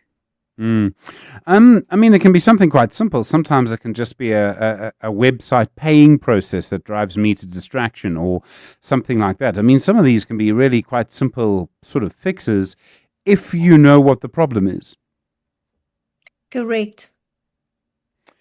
I think that's the irony of dealing with customers. If you talk to them, you can maybe in a most simplistic conversation figure out what it is that irritates or frustrates them. And it could be that you had a completely different idea of what matters to customers and what the problems are. If you take the example that you use now where you struggle to pay, if you don't have a mechanism to track that and you don't know it, people walk away and you just do not know that. Liesl, thanks very much. I really do appreciate the time. Liesl Jonkate is the director and founder of the Consumer Psychology Lab. It's such an interesting and complicated problem because you are scaling up, you suddenly be very busy, your phone's ringing, and you do what is absolutely human, is you pass it out to somebody else, you hire someone, you hire staff. That's the whole point in a way of starting a business. And the result of that is that you then kind of lose touch with what's going on the shop floor. And it is entirely human. But as Liesl says, something you really can't take the risk. You really do need to make sure that actually you're kind of on top of it. And I know people who've been business started as one of the first customers of a small business, and in the end become big with the business. You see it happen all the time. They go in tandem. So certainly worth working on that relationship. That's the sound of your business growing. Whether you're starting out or scaling up, turn your passion into profit with Capitec Business Banking. Save up to 50% on fees. Get fast credit approvals, personalized support, and Forex for your business. Open your business banking account on our app. Bank on better with Capitec, the business bank for everyone. Capitec is an authorized FSP 46669. T's and C's apply. Coming up, The Aubrey Masango Show on 702 and Cape Talk. Aubrey, how's it? How are you doing? I'm good, Steve. Over you well? Yeah, all right. What's coming up tonight? tonight? Great stuff. So we start the show off just after 8:05. And Anthea Faye is a clinical psychologist, and we're talking about independence. But we're in fact talking about hyper-independence. And the question that is being asked is, at what point does independence cross the line into being unhealthy? That's for our psychological matters in the first hour. In the second hour, in our Crime Time feature, Paulie van Wyk, journalist and author now, the author of the book Malema, Money, Power and Patronage, joins me to talk about her book. I've had a chance to read the book. Really good. Yeah. I mean, I was reading one of the excerpts yesterday about the City of Tshwane contract. Yeah. Where basically they wanted people to give them a cheaper fuel price. Yeah. The fuel, because they set the price beforehand, the fuel price dropped. Yeah. And so Tshwane paid more for it than they should have. Absolutely. I mean, that's insane. And the deal was worth 500 million rands. And then everyone wondered, why is Tshwane bankrupt? There you go. Well, so we talk about the book and all of the issues connected to Julius Malema and his rise to dizzy heights, financially speaking. maybe he'll phone in. Maybe he'll phone in. And then in the third hour of the show, in our Africa at a Glance feature, we asked the question, what's the difference between nationalism and patriotism? Sure. And really the conversation is inspired great by topic, by what we are seeing all over Africa, Ghana, Nigeria, South Africa, Zimbabwe, Kenya, Sudan, and beyond. We're seeing deportations taking place quite interestingly. And I know that it's happening in other parts of the world, but we're supposed to be the continent of Pan-Africanism. Across colonial borders, there you he says, nogal. So we're going to be watching that conversation with great interest as we ask that question. And then, of course, that final hour of the show is an open line, and that's the show for tonight. Aubrey Masango, lots to look forward to. That Paulie van Wyk conversation, the conversation around borders, very, very interesting. So really, very, very interesting. Aubrey, thanks very much. Just gone 7:30 on The Money Show. Maki Malapo, good evening. The National Police Commissioner says policing is not in a state of crisis. I'm sorry to steal your line, but really, I mean, come on. That's right, Stephen. Good evening. National Police Commissioner Fani Masemola says policing in the country is not in a state of crisis. Masemola told Parliament's ad hoc committee investigating corruption in the criminal justice system that there's been a notable improvement in enrolling cases since KwaZulu-Natal Police Commissioner Nhlanhla Mkhwanazi's July's press conference. Masemola is giving testimony on the third day of the parliamentary hearings into Mkhwanazi's claims. Babala Ndenza has more. National Commissioner Fani Masemola took to the stand to give testimony and face MPs following Nhlanhla Mkhwanazi's marathon 2-day session. He was asked by evidence leader Advocate Norman Arendse whether policing is in a state of crisis following Mkhwanazi's allegations of widespread corruption. Would you describe the police service as being in a state of crisis, or are you managing? I will not describe it as a state that the police service is in a state of crisis. Masemola was also asked whether issues raised by Mkhwanazi have been addressed or corrected since his July press briefing. He told the committee that things have improved drastically, including cases involving the Political Killings Task Team, which had previously struggled to register cases. For example, with regard to enrollment of cases, I would say it improved quite drastically. Masemola's testimony continues where you will face more questions around Minister Senzo Mchunu influence, as well as the alleged moratorium on filling vacancies in the police. Babalo Ndenze, Eyewitness News, Parliament. Anti-gang movement Gangsterism Must Fall says the police's new plan to tackle gang violence in Cape Town won't be enough to curb the ongoing shootings. Acting Minister for Police Feroz Kachania presented the plan to the Select Committee on Security and Justice in Parliament yesterday. A statistic presented in Parliament shows 490 gang-related deaths have been recorded in the province since April. 23 of them are under the age of 18 and 5 under the age of 14. Carla Peterson has more.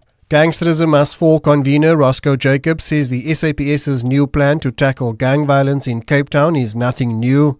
Every time when there's a new minister or new administration, there comes a new plan. And while the bureaucracy reshuffles its papers, our communities continue to bleed. While the plan includes bolstering policing, increased crime intelligence and strengthening community policing, Jacob says it fails to tackle the root causes of gangsterism. The plan pays lip service to integration and partnership, but in truth, it remains an enforcement-heavy reactive approach that does little to address the socio-economic conditions that breed gangsterism and violence. Anti-crime organizations will be meeting with Acting Minister for Police Feroz Kachalia today to discuss the plan. Carlo Peterson, Eyewitness News. And Tesla is being investigated by the US government following reports that the firm's self-driving cars had broken traffic laws, including driving on the wrong side of the road and not stopping for red lights. According to a filing from the National Highway Traffic Safety Administration, it said it was aware of 58 reports where the electric cars had committed such violations. An estimated 2.9 million cars equipped with full self-driving tech will fall under the investigation. The administration's preliminary evaluation will assess the scope, frequency and potential safety consequences of the full self-driving supervised mode. In this mode, which costs extra for Tesla owners, the cars can make lane changes and turns, but drivers must always be alert to take over at any time. A look at your weather. A cloudy Friday in store for Gauteng tomorrow with afternoon showers expected. Temperatures will drop to overnight lows between 12 and 16 degrees and peak at highs of 26 and 27 degrees. Clear skies in Cape Town with fresh southerly winds at a low of 15 and a high of 26 degrees. The top story in Eyewitness News. National Police Commissioner Fani Masemola says policing in the country is not in a state of crisis. Huawei Watch GT6 Series, 2025's must-have smartwatch, introducing the King of Power. Up to 21 days of unstoppable battery life in a sleek titanium and ceramic design that's as strong as it's stylish. The Trackmaster with 24/7 heart rate tracking, sleep monitoring, advanced health management, and the world's first cycling virtual power feature. Fully compatible with both iOS and Android. Get yours now from just 169 Rand a month over 36 months or 4,999 Rand at selected retailers. T's and C's apply. Ready to lead the future of business? At Wits Business School, leaders don't just adapt, they define what comes next. Choose from a wide range of postgraduate programs designed to develop your leadership and strategic thinking skills. Whether you're looking to deepen your expertise or broaden your horizons, there's a qualification for you. At Wits Business School, ambition becomes leadership. Visit wbs.ac.za to find the program that's right for you. That's wbs.ac.za. In Africa, we say the chameleon looks in all directions before moving. At Plus 94 Research, we understand the importance of careful consideration. By analyzing comprehensive data and diverse perspectives, we help you make informed decisions that stand the test of time. Don't leap without looking. Move forward with insight and precision. Plus 94 Research, the science of decision making. In a world where everything is instant, some things are worth slowing down for. You took the time to build a life of distinction. Every moment, every milestone, every decision. At Indwe, we take the time to understand your world and craft insurance solutions to protect it. Because true peace of mind is the greatest luxury of all. The right insurance starts with a conversation. It starts with helloindwe.co.za. Indwe Risk Services is an authorized financial services provider. The Money Show. Investment School. Well, of course, Investment School at 24 minutes now to 8 the time. One of the big kind of talking points of the week from various places and from various different people has really been around, could there be a bubble? Jamie Dimon said yesterday, speaking to the BBC, that he's a bit worried there could be, such a clinical phrase, a correction in US markets. We've seen the Bank of England report. Other people are getting a little worried. And at the same time, you have money pouring into gold and pushing gold past $4,000 an ounce for the first time. So two things happening, really. One is a huge amount of capital rushing into gold and a huge amount of capital rushing into AI stocks in the United States. To talk about all of this tonight and to talk about what are the signs of a bubble, how do you make sure you're not the one holding it when it goes splat in your face? Vincent Anthony Rajas, the CEO and co-founder at Differential Capital, and David Shapiro is the Chief Global Equity Strategist at Sasfin. Gentlemen, good evening. I really do appreciate the time. Thank you.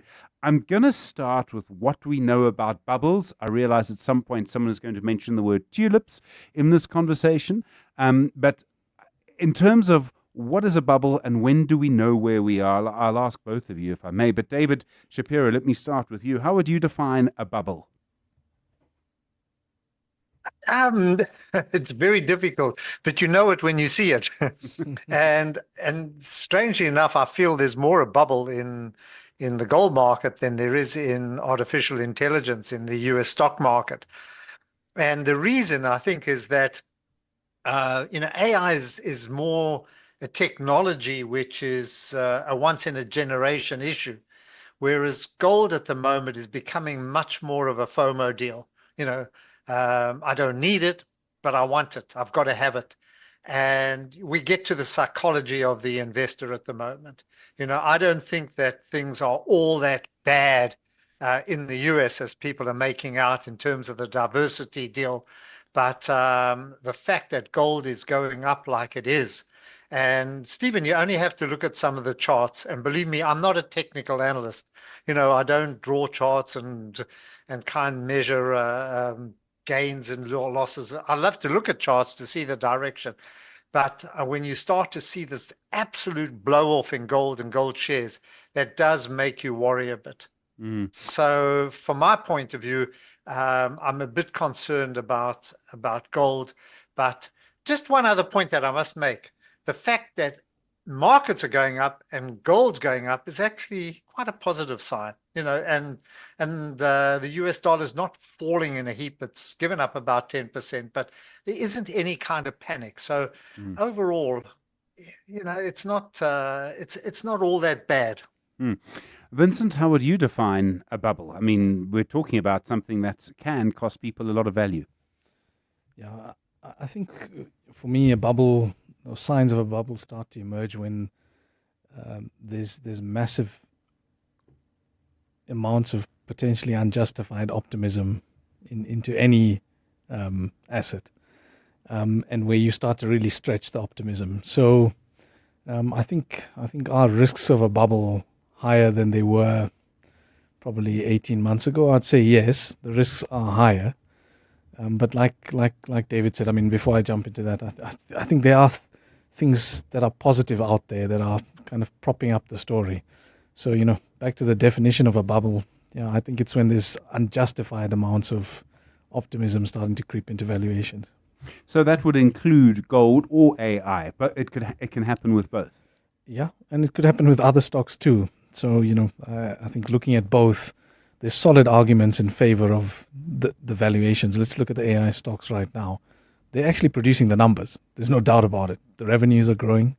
The application, we can see it in day-to-day life, the adoption of AI, etc.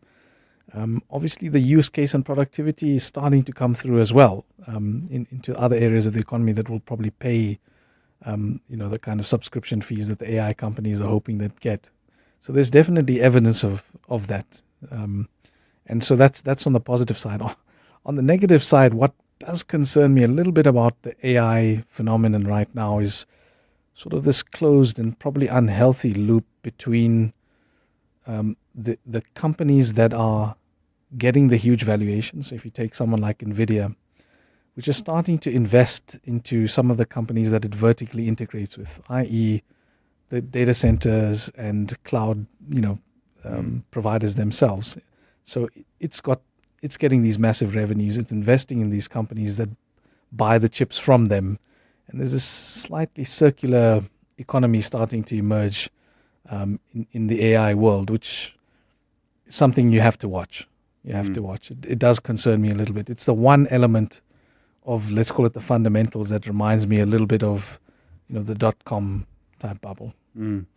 David Shapiro, the idea of a bubble is that a market gets overheated. So people are kind of following each other. And you used the phrase FOMO with relation to gold, fear of missing out. It is all about the fact that people are following each other, right? I mean, that in a way is one of the requirements of a bubble. People must be worried that they're missing out.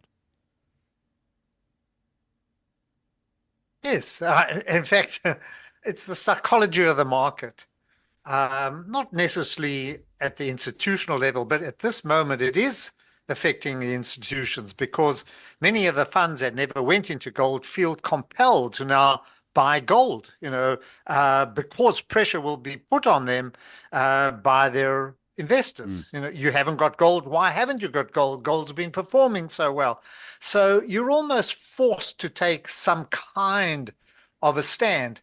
And, Stephen, what interests me is that even if we look, and I'm going to gold at the moment, you know who the biggest holders of gold are?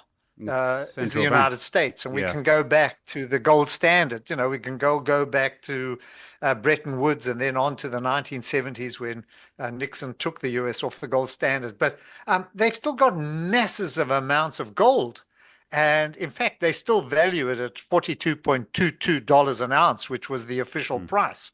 It's now 4,000, but they haven't revalued their assets. But still, going back, everybody believes we've got to have gold, and the pressure becomes, is put on investors just to take a stab at gold. And what do they take? 4%, 5% maximum. That's not really going to change the perspective of where they're invested, and so they say, okay, we'll just take a few percentage, but that builds on itself and starts pushing up the gold price. And there's one thing that I've learned. I came in to the market in the early 70s. And the one thing that I've learned is that when things start to slow down and people get bored with gold, it doesn't give you a return. And especially if you geared up means you borrow money to buy gold. Obviously you're not getting a return out of gold. So it starts to hurt if the price doesn't keep going up.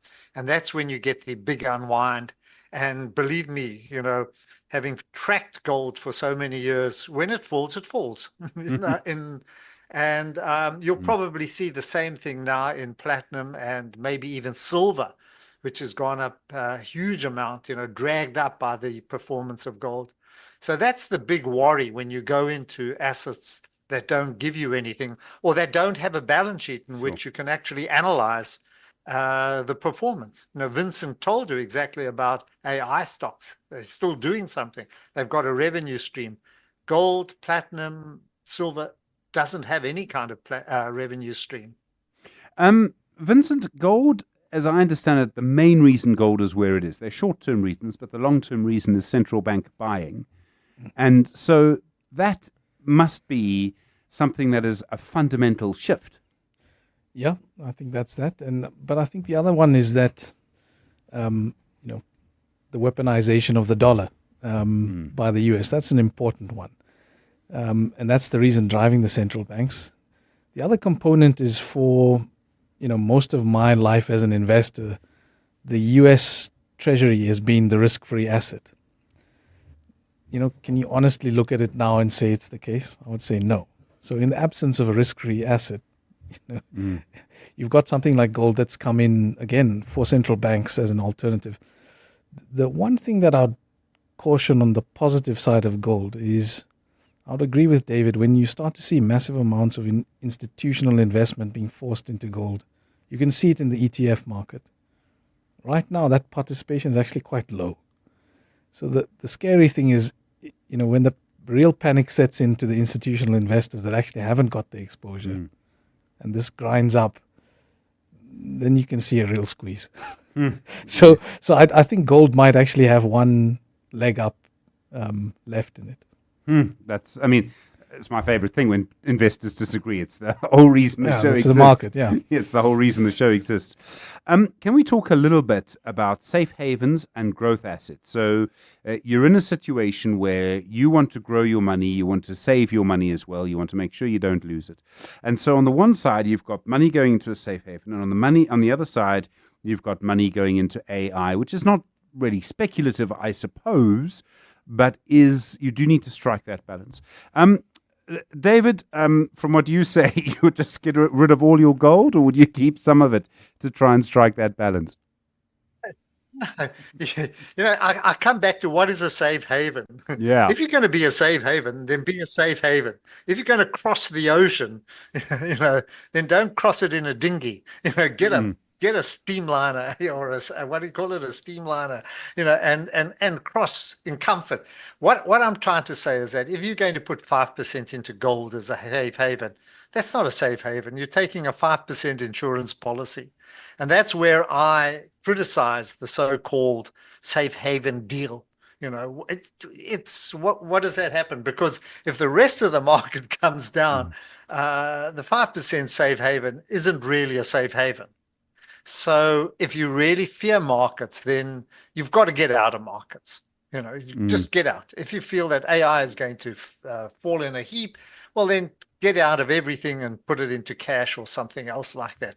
Otherwise, see it through, because I still think that markets are perhaps the least risky asset that there is. And time has proved that. Over time, you know, if you've had your money in so-called equities, it's been by far the best safe haven that you could have. It's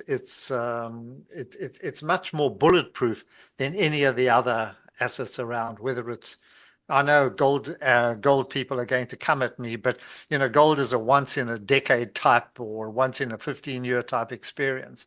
But overall, I think you know, equities are far less risky than anything else, even bonds and that, which you know, have got their, which can be very, very volatile. So that's what I'm saying. What is safe haven? For me, equities are safe haven.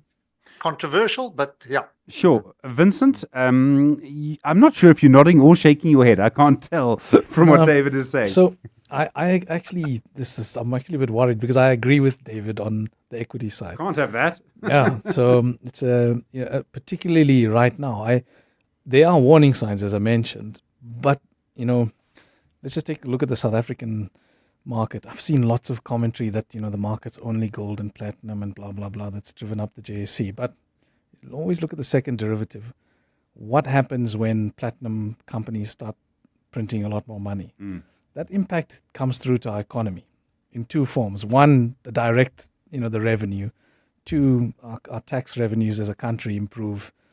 The rand strengthens a bit, and all of our rand type stocks can also you know, benefit from that. And that's the South African cycle. As sad as it sounds, what drives the South African market, or the you know, let's call it the SA Inc. stocks, is the commodity cycle. And I think when I look at emerging markets as a whole, I actually think, you know, those markets have potentially a lot more to go.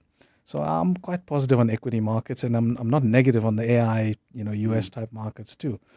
So, you know, I think, is there any reason to be really worried about equity markets? You know, right now, there are warning signs, but I think in general, the risks are actually to the upside on equity markets. So yeah, corrections will come, but you know, I don't see, I keep on asking myself, like in 2007, you know, you had the rumblings of the GFC. You could actually see the train wreck happening. It's kind of hard to see it right now, and maybe this is where I get it really wrong. Everyone's starting to hedge their bets. It's Investment School on the Money Show. We're speaking to David Shapiro, as you know, the veteran and the global equity strategist at Sasfin. Vincent Anthony Rausch is the CEO and co-founder at Differential Capital. Your calls, 011 8830702, 0214460567, and voice notes on 072 702 1702, 9 minutes to 8. In a world where safety matters, you deserve protection you can trust. CIRA regulates South Africa's private security industry, ensuring only trained and qualified providers serve the public. From bodyguards and assets in transit to electronic security, investigations, event safety, locksmiths, and guarding, every service must meet the highest standards. CIRA, protecting you and those who protect you. In a world where a lot can change in 6 years, you can rest assured knowing that Hino's 6-year drivetrain warranty won't. All Hino trucks now come standard with a 6-year drivetrain warranty, protecting your investment all the way from pistons to gears. Built to keep your business moving, supporting uptime, growth and daily operations, because although a lot can change in 6 years, their warranty promise won't. T's and C's apply. Hino, all the way. For those 2 a.m. checkouts or the late night shifts, for the last minute orders and the beginning of the month rush, for the 9 to 5 that becomes a 5 to 9, You don't clock out, and neither should your payments. PayFast by Network, always open for the dreamers, the doers, for you. From e-commerce to in-store payments and business funding, we have you covered. Sign up today at payfast.io. Running a business is tough. You need tools that just work. That's why more South African businesses are switching to Mac. At iStore, we make it easy with 4,000 rands in added value when you switch. That's 3 years extended warranty and remote tech support, leaving you to focus on everything else. Switch to Mac with iStore, your expert partner. T's and C's apply. Mac at iStore runs smooth as business should.